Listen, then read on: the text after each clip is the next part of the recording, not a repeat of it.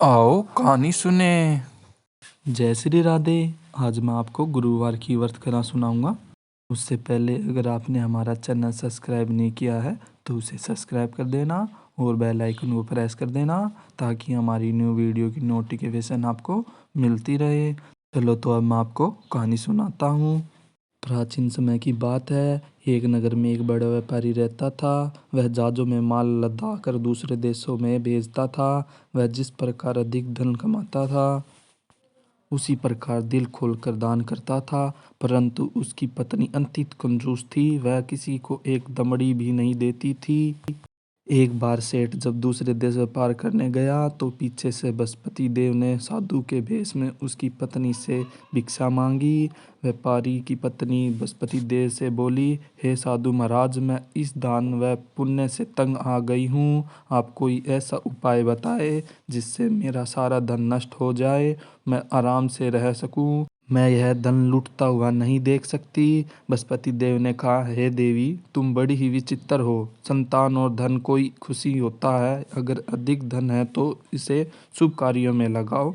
कुंवारी कन्याओं का विवाह कराओ, विद्यालय और बाग बगीचों में निर्माण कराओ। ऐसे पुण्य कार्य करने से तुम्हारा लोक परलोक समर्थ हो सकता है। परंतु साधु की इन बातों से व्यापारी की पत्नी को खुशी नहीं हुई। उसने कहा, मुझे ऐसा धन की आवश्यकता नहीं है जिससे मैं दान दूं।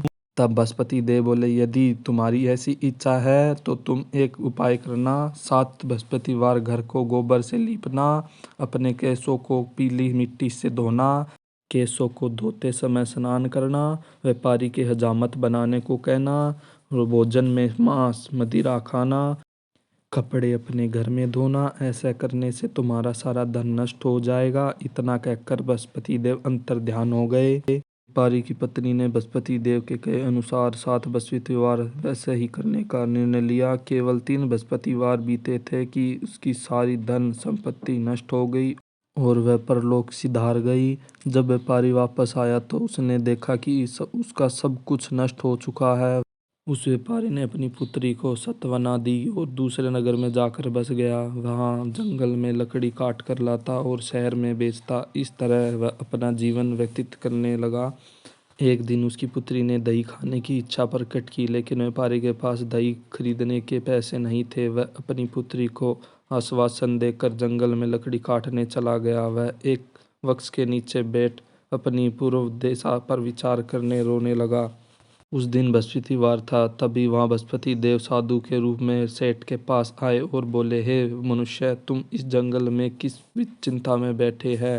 व्यापारी बोला, हे महाराज, आप सब कुछ जानते हैं। इतना कहकर व्यापारी अपनी कहानी सुनाकर रो पड़ा। बृहस्पति देव बोले, देखो बेटा, तुम्हारी पत्नी ने बृहस्पति देव का अपमान किया था, इसी कारण तुम्हारा यह हाल हुआ है। लेकिन तुम अब किस प्रकार की चिंता मत करो। तुम गुरुवार के दिन बृहस्पति देव का पाठ करो। 2 पैसे के चने और वह गुड़ लेकर जल के लोटे में शक्कर डालकर वह अमृत और प्रसाद अपने परिवार के सदस्यों को, कथा सुनने वालों को बांट दो। सवेर के प्रसाद और चरणाव्रत लो, भगवान तुम्हारा अवश्य कल्याण करेंगे।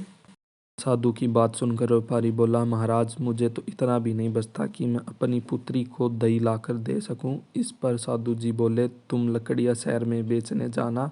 तुम्हें लकड़ियों के दाम पहले से चौगुने मिलेंगे, जिससे तुम्हारा कार्य सिद्ध हो जाएगा। उसने लकड़ियां काटी और शहर बेचने के लिए चल पड़ा। उसकी लकड़ियां अच्छे दाम में बिक गई, जिससे उसने अपनी पुत्री के लिए दही लिया। गुरुवार की कथा हेतु चना गुड़ लेकर कथा सुनी और प्रसाद बांटकर खुद भी खाया। उसी दिन से उसकी कठिनाइयां दूर होने लगी, परंतु अगले बृहस्पतिवार को वह कथा करना भूल गया।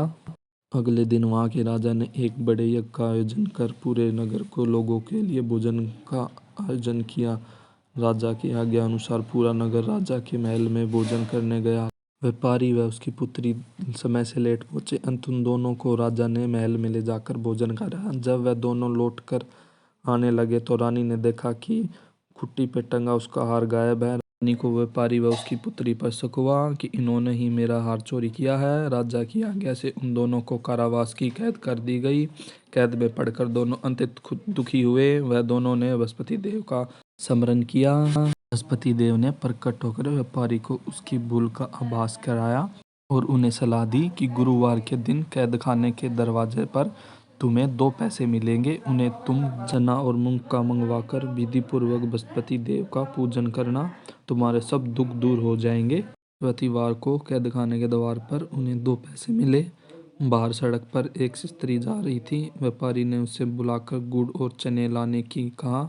इस पर वह स्त्री बोली, मैं अपनी बहू के लिए गन्ने ले जा रही हूँ, मेरे पास टाइम नहीं है। और इतना कहकर वह चली गई। थोड़ी देर बाद वहाँ एक और स्त्री निकली। व्यापारी ने उसे बुलाकर कहा, हे बहन, मुझे बृहस्पतिवार की कथा सुननी है, तुम मुझे 2 पैसे का गुड़ चना ला दो। बृहस्पति देव का नाम सुनकर वह स्त्री बोली, भाई मैं तुम्हें अभी गुड़ चना लाकर देती हूँ, मेरा इकलौता पुत्र मर गया है, मैं उसके लिए कफन लेने जा रही थी, लेकिन उससे पहले तुम्हारा मैं काम करूँगी, उसके बाद अपने पुत्र के लिए कफन लेके आऊँगी। वह स्त्री बाजार से व्यापारी के लिए गुड़ चना ले आई। सव्य भी बृहस्पति देव की कथा सुनी। कथा के समाप्त होने पर वह स्त्री कफन लेकर अपने घर गई। घर पर लोगों ने उसके पुत्र की लाश को राम नाम सत्य कहते हुए शमशान ले जाने की तैयारी कर रहे थे। स्त्री बोली, मुझे अपने लड़के का मुख देख लेने दो। अपने पुत्र का मुख देखकर स्त्री ने उसके मुंह में प्रसाद व चरणामृत डाला। प्रसाद व चरणामृत के प्रभाव से उसका पुत्र पुनर्जीवित हो गया। पहली स्त्री ने, जिसने बृहस्पति देव का निरादर किया था, वह जब अपने पुत्र के विवाह हेतु पुत्र वधू के लिए गहने लेकर लौटी और जैसे ही उसका पुत्र घोड़ी पर बैठकर निकला, वैसे ही घोड़ी ने ऐसी छलांग मारी कि वह घोड़ी से गिरकर मर गया। यह देख स्त्री रो रोकर बृहस्पति देव से क्षमा याचना करने लगी। स्त्री की याचना से बृहस्पति देव साधु वेश में वहां पहुंचकर कहने लगे, देवी, तुम्हें अधिक विकलाप करने की आवश्यकता नहीं है, यह बृहस्पति देव का अनादर करने के कारण हुआ है। तुम वापस जाकर मेरे भक्त से क्षमा मांगकर कथा सुनो, तब ही तुम्हारी मनोकामना पूर्ण होगी। जेल में जाकर उस स्त्री ने व्यापारी से माफी मांगी और कथा सुनी। कथा के उपरांत वह प्रसाद व चरणामृत लेकर अपने घर वापस गई। घर आकर उसने चरणामृत अपने मृतक पुत्र के मुख में डाला। चरणामृत के प्रभाव से उसका पुत्र भी जीवित होकर उठ गया। उसी रात बृहस्पति देव राजा के सपने में आए और बोले, हे राजन, तुमने जिस व्यापारी और उसकी पुत्री को जेल कैद कर रखा है वह बिल्कुल निर्दोष है। तुम्हारी रानी का हार वहीं खुट्टी पर टंगा है। दिन निकला तो राजा रानी ने हार खुट्टी पर टंगा देख राजा ने उसी व्यापारी और उसकी पुत्री को रिहा कर दिया। उन्होंने आधा राज्य देकर उसकी पुत्री का विवाह उच्च कुल में करवाकर दहेज व हीरे जवाहरात दिए। हे बृहस्पति देव, जैसे व्यापारी की सुनी वैसे सबकी सुनिए जो ये कथा सुने। बोले बृहस्पति देव की जय हो।